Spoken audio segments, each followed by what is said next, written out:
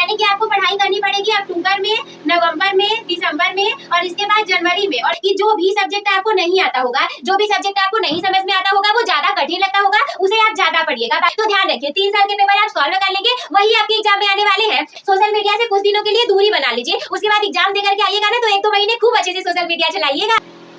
अक्टूबर आने में केवल 2 दिन बाकी है और हमारे पास केवल 4 महीने बचे हैं। दीदी सबसे पहली बात तो आप हमें ये बता दीजिए कि अक्टूबर से पढ़ करके हम टॉपर कैसे बने। हम कक्षा 10 में हैं, हम कक्षा 12 में हैं, हमें तो बस इतना जानना है कि भले ही हमने इतने समय तक पढ़ाई ना की होगी, लेकिन ये बता दीजिए ना कि अक्टूबर से पढ़ करके हम टॉपर कैसे बनेंगे। तो चिंता किस बात की, आपकी दीदी है ना आपके साथ। चलिए बताते हैं आज के इस वीडियो में। नमस्कार मेरे प्यारे साथियों, मैं कोमल स्वागत करती हूँ आप सभी का हमारे आज के इस वीडियो में। हम आप लोग को बताने वाले हैं कि ऐसे कौन से तरीके हैं जिनको फॉलो करके केवल अक्टूबर से पढ़ाई करके, यानी कि आपको पढ़ाई करनी पड़ेगी अक्टूबर में, नवंबर में, दिसंबर में और इसके बाद जनवरी में। और ये 4 महीने पढ़ने के बाद जब आपके एग्जाम होंगे ना तो बिल्कुल आप धूम मचाने वाले हो। देखिए सबसे पहली बात ये आती है कि सिलेबस को समझना है और उसे छोटे छोटे भागों में बांटना है। देखिए ऐसा है ना कि हमें नहीं पता कि आपने सिलेबस को पढ़ा हुआ है या नहीं पढ़ा हुआ है, आपको सारी चीजें पता है या फिर नहीं पता है। लेकिन एक बात हमारी मान लीजिए, आपको पता होगा तो भी सही है, नहीं पता होगा तो भी सही है। एक बात ध्यान रखिए, भले ही आपको पता हो लेकिन फिर भी एक बार आप अपने पूरे, अगर आप कक्षा 10 में हो तो 6 सब्जेक्ट होंगे, 12 में हो 5 सब्जेक्ट होंगे, जितने भी सब्जेक्ट होंगे आपके पास, एक बार पूरे सब्जेक्ट को निकाल लीजिए, पूरे सिलेबस को अच्छे से समझ लीजिए। आई एम श्योर कि आपके कुछ ना कुछ टॉपिक अभी पढ़ने के लिए जरूर बाकी होंगे, तो उन टॉपिक को आपको क्लियर करना पड़ेगा। तो सिलेबस को आप समझ लीजिए और आधा से ज्यादा तो आपने पढ़ लिया होगा, केवल थोड़ी बहुत चीजें बाकी होंगी। समझने के बाद उसे छोटे छोटे भागों में बांट दीजिए। समझ लीजिए जितना पढ़ चुके हैं अलग कर दीजिए, जितना नहीं पढ़े हैं बचा है अलग कर दीजिए और उसे छोटे छोटे भागों में बांट करके पढ़ना स्टार्ट कर दीजिए। वरना अगर नहीं पढ़ेंगे ना तो बाद में पछताने से अच्छा है कि अभी पढ़ लिया जाए। वो कहते हैं ना, अरे तब पछताए का होत जब चिड़िया चुग गई खेत। तो उस समय पछता करके क्या ही फायदा होगा, जब आप टॉपर नहीं बन पाएंगे तो कुछ नंबरों से पीछे रह जाएंगे। तो इसी वजह से सिलेबस न पता हो समझ जाइए और छोटे छोटे भागों में उसे बांट दीजिए। दूसरी बात करें तो टाइम टेबल को बना करके पढ़िए।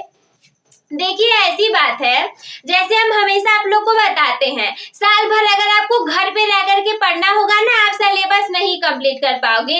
लेकिन साल भर डेली स्कूल जा करके केवल एक सब्जेक्ट आपका आधे घंटे या 45 मिनट तक चलता है और उतने ही समय में आपका पूरा सिलेबस कंप्लीट भी हो जाता है, तैयारी भी करवा दी जाती है। यानी कि टाइम टेबल रहना कितना ज्यादा जरूरी है। सोचो अगर टाइम टेबल ही ना हो तो कैसे कुछ हो पाएगा। भले ही अभी तक आपने बिना टाइम टेबल के पढ़ा हो, पर अब बना करके पढ़ लीजिए। देखिए सूर्य हमेशा समय पर उगता है, चंद्रमा हमेशा समय पर आता जाता है, जितनी भी चीजें हैं सब समय पर होती है। हमारे पास भी टाइम टेबल है, डेली आप लोग को वीडियोस दी जाती है, डेली पढ़ाया जाता है, तो आपका भी तो कुछ फर्ज बनता है ना।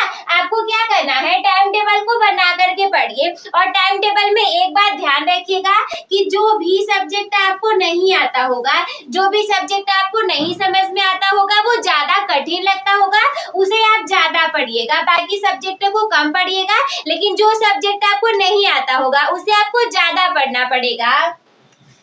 तीसरे पॉइंट की बात करें तो अपने शब्दों में नोट्स बनाइए। देखिए आप स्कूल जाएंगे, टीचर अपने अकॉर्डिंग लिखवाएंगे, ट्यूशन जाएंगे, वहां भी टीचर अपने अकॉर्डिंग लिखवाएंगे। लेकिन देखिए सबसे ज्यादा काम तो वो नोट्स देगा ना जो आप खुद से खुद के लिए बनाएंगे, क्योंकि देखिए टीचर को नहीं पता है कि आप कौन सी कंडीशन में हो, कौन सी चीज आपको समझ में आ रही है या फिर नहीं आ रही है, वो बात तो आप ही को पता है ना। तो जो नोट्स होंगे वो आप अपने खुद के बनाइए। खुद से बनाएंगे तो आपको पता होगा कि क्या है ना, ये चीज मुझे नहीं समझ में आ रही है, ये चीज समझ में आ रही है, मुझे ये चीज ऐसे लिखना पड़ेगा, तो वो आपको ज्यादा काम दे देगा।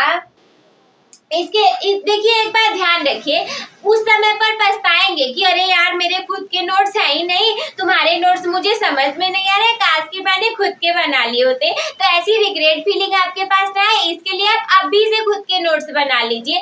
चैनल पर बिगेस्ट लॉन्च होने वाला है, जितनी भी चीजें हैं सब पढ़ाई जाएंगी, बिल्कुल चिंता मत करिए, चैनल के साथ बने रहिए, पढ़ाई को अपनी जारी रखिए। अगली बात करें तो पिछले वर्षों के प्रश्न पत्र को हल करिए। देखिए जो प्रीवियस ईयर के क्वेश्चंस होते हैं ना, जो PYQs होते हैं, वो हमेशा आपके एग्जाम में आते हैं क्योंकि वो इम्पोर्टेंट रहते हैं। 3 सालों के पेपर आप अच्छे से सॉल्व कर लेंगे ना, केवल 3 इयर्स के पेपर जब आप अच्छे से सॉल्व कर लेंगे तो ध्यान रखिए 3 साल के पेपर आप सॉल्व कर लेंगे, वही आपके एग्जाम में आने वाले हैं। अब 20% तो आपको अलग से पढ़ना ही पड़ेगा, लेकिन 80% आपका यही से आने वाला है। तो पिछले वर्षों के प्रश्न पत्र को जरूर हल करके जाइएगा। विश्वास नहीं होता है ना, हल करके जाइए, प्री बोर्ड दे करके आइए, फिर बताइए कि दीदी आपने बोला था और नहीं आया था। तो प्री बोर्ड दे करके आइए, वही एग्जाम में आएगा, फिर जो बोर्ड एग्जाम आएगा उसमें भी वही आने वाला है। अगली बात करें तो जो हाई वेटेज टॉपिक्स होते हैं उनको आपको पढ़ना है।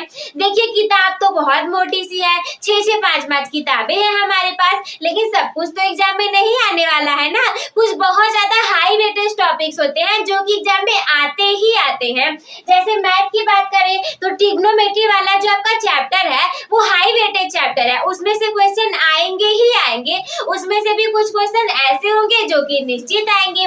रियल नंबर्स पहली वास्तविक संख्या वाले चैप्टर की बात करें तो उसमें जो सिद्ध करने वाले प्रश्न है कि सिद्ध कीजिए कौड़ी में 3 इतना है, कौड़ी में 5 अपरिमेय संख्या है, ये देखिए हाई वेटेज वाले टॉपिक है, आने ही आने वाले हैं। तो इस तरीके से जो हाई वेटेज टॉपिक्स होंगे, जो की टॉपिक्स होंगे ना, इंपॉर्टेंट वेरी इंपॉर्टेंट टॉपिक्स होंगे, वो आप लोग को पढ़ करके जाना है क्योंकि वो तो आने वाला ही है।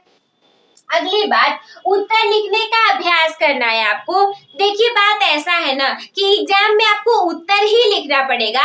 हो सकता है कि आपने सारी चीजों को पढ़ लिया होगा, आपको सब कुछ आता होगा, लेकिन उत्तर लिखने का एक अच्छा सा तरीका होता है और उसी अच्छी सी कॉपी को लिखने के तरीकों को देख करके आपको बहुत ज्यादा अच्छे अंक दिए जाते हैं। तो जब तक आपको उत्तर लिखने का सही तरीका नहीं पता होगा, उत्तर लिखने का अभ्यास आप नहीं करेंगे, तब तक आपके अच्छे नंबर नहीं आने वाले। क्या पता आपने सारा पढ़ लिया, आपको सब कुछ आ रहा है, लेकिन आपको एग्जाम में आंसर ही नहीं लिखने आ रहा है कि हमें कैसे लिखना है। हमें हेडिंग डालने हैं, सब हेडिंग डालने हैं, फिर ब्लू कलर से उत्तर लिखने का ट्राई करना है। तो देखिए अभी 3-4 महीने बहुत है, लिख लिख करके ट्राई करिए और इसी में अगर आप लिखना सीख गए ना तो जब आपका बोर्ड एग्जाम होगा तो आप अच्छे से उसे सॉल्व कर पाएंगे।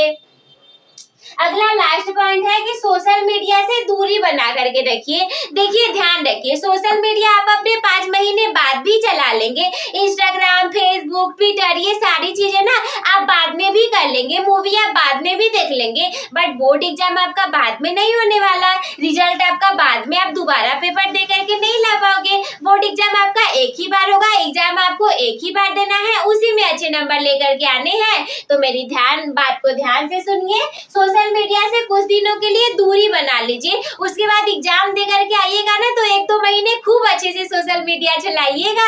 तो देखिए आई होप कि आप लोग को अक्टूबर से पढ़ करके हम टॉपर कैसे बने ये सारे पॉइंट बहुत अच्छे से क्लियर हो चुके होंगे। तो मैं आपके समय को बिल्कुल वेस्ट नहीं करूंगी। मस्त रहिए, स्वस्थ रहिए, व्यस्त रहिए, आप सभी हंसते खेलते और मुस्कुराते रहिए। और एक बात और कहना चाहूंगी, start your topper becoming journey with the topper bye subscribing the channel. Also you can like this video, share with your friends. If there is any doubt in your mind or if you wanna say anything to me, then you can comment me. Take care, bye bye. I will see you in the next video.